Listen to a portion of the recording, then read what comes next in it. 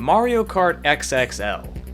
In 2004, Nintendo commissioned Daenerys Entertainment to create a tech demo for the GBA that rendered a Mario Kart game in a 3D environment.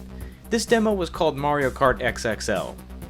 The demo was very fundamental and essentially consisted of Mario driving around a 3D rendered flat projection of Peach Circuit from Mario Kart Super Circuit. Camera control was also implemented, which to my knowledge has never appeared in a Mario Kart game outside of this demo. It's unknown what this demo was used for, although the date may offer a clue. 2004 was 1 year before Mario Kart DS came out, meaning it may have been used to test graphical features for that game. A video exists online of the demo in action, and the only known cartridge to exist has changed hands multiple times.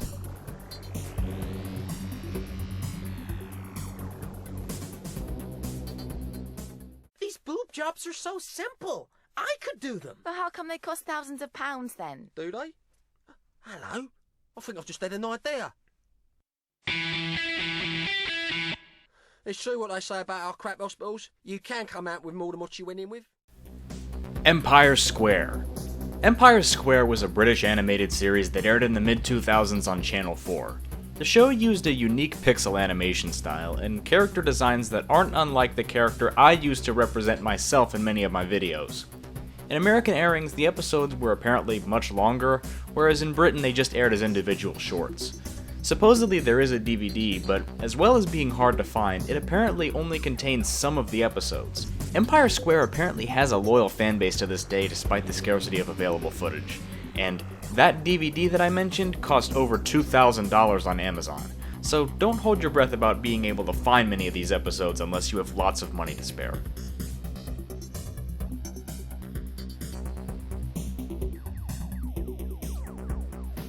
Hollywood Squares pilot. Hollywood Squares is quite possibly one of the most iconic game shows of the 20th century, up there with Wheel of Fortune and Family Feud, with a panel of 9 celebrities helping contestants answer trivia questions. Most people know Peter Marshall as the host, but actually 2 pilots of Hollywood Squares were made before he was even cast. The first pilot was hosted by actor Burt Parks, who is known for hosting the Miss America broadcasts. This pilot is available on YouTube, albeit in low quality and black and white. The other pilot, however, is lost, and very little is known about it aside from supposedly being hosted by Sandy Barron. Very few sources even acknowledge the existence of the second pilot, with one of them being a book about the pilot where Peter Marshall mentions the other pilot. It's doubtful there's even any interest surrounding this search, especially with how few leads there are, as the hosts of both pilots died before I was even born.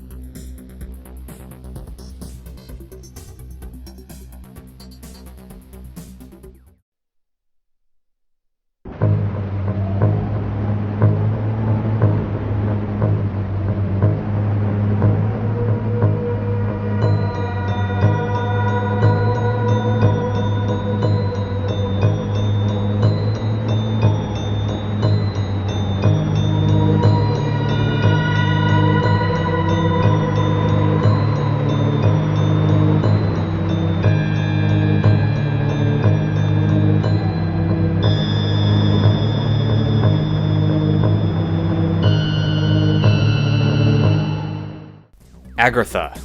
Agartha was a planned horror game for the Dreamcast set to release in 1999 before being delayed and delayed and delayed until being cancelled in 2001.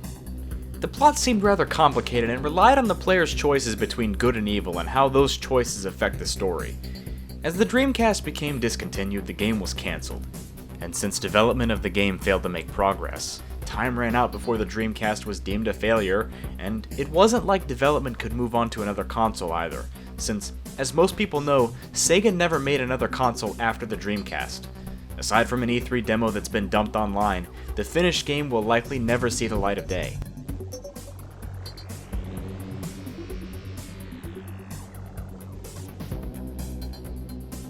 Mr. Bill's Neighborhood.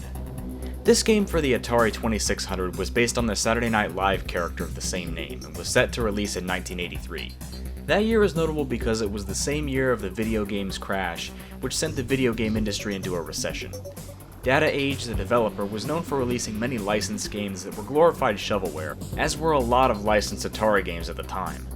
Data Age were in some financial troubles, and due to their previous games not selling well, they couldn't afford the licensing fees to the game, and the looming video game crash would have complicated things even more. While the game was completed, no cartridges are known to exist, and no ROMs have been dumped online.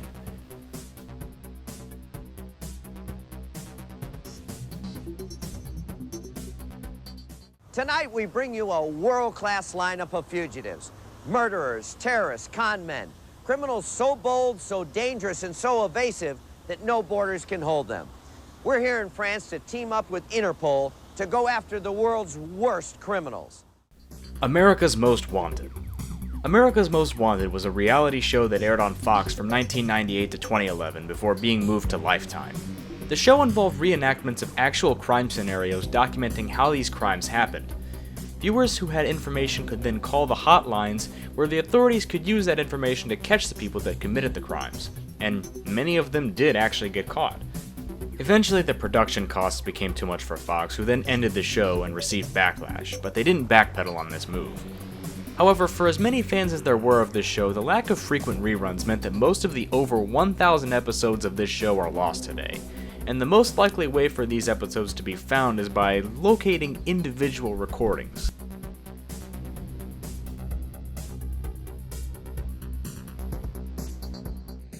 Work together to defend a bright and shining future for the children of Rockingham County. Yeah, I'd actually feel safe with a guy like Chris on the school board. At least with a guy like that, you know he ain't gonna be banging the teachers.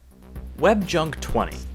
WebJunk 20 was a 2006 VH1 series hosted by Patrice O'Neal, then Jem Brewer, then Aries Spears. The idea was to comment on and joke about internet clips, as was becoming common for a lot of shows around the time. Another show I've talked about on here, Online Nation, would try this very same concept only a year later.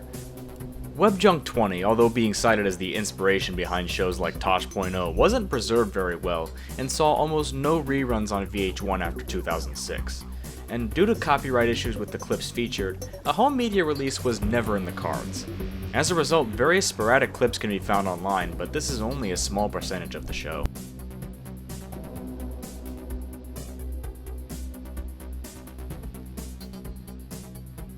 Your Grammar Sucks 100 Original Version. One of Jack's Film's most iconic YouTube videos was Your Grammar Sucks 100, which, as much as a 100th episode, was also a celebration of how far the series had come up to that point. But the structure of the hour-long episode was a series of skits. This was not the original plan for the video. The original idea for the video was for it to be a movie-length plot, which was corroborated by an episode of Jackass. Do you ever plan on making a full-length film? You know, that is a very good question.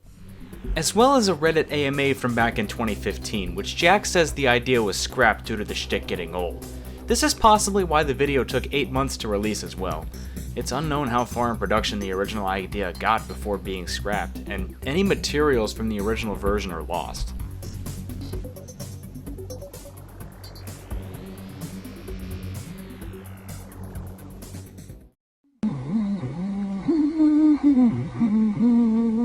You know, Maggie, this is my favorite time of the day. Just you and me making a hearty breakfast for the rest of the family, stoking their little furnaces for the busy day ahead. The Simpsons pilot. The precursor to The Simpsons, the Tracy Ullman shorts, are iconic in their own right, being known for jump-starting one of the longest-running TV shows ever. However, once The Simpsons got spun off from the original shorts as its own show, a pilot was created. The pilot still used rudimentary versions of what the final character designs and art style would be, but it is still unmistakably The Simpsons nonetheless. The full pilot is rumored to be in the possession of someone, possibly Matt Groening or Fox. Only 5 minutes of available footage survived on YouTube, however. This episode would later turn into one of the episodes from the first season, so the same story does still exist with better animation.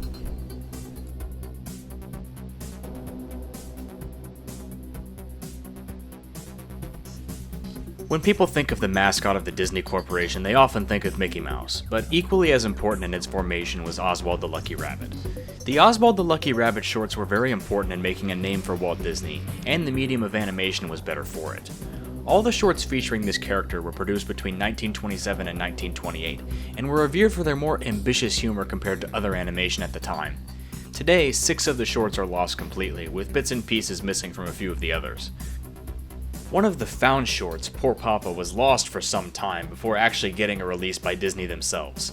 Because of this, the other shorts could see an official release as well, especially with the advent of Disney+.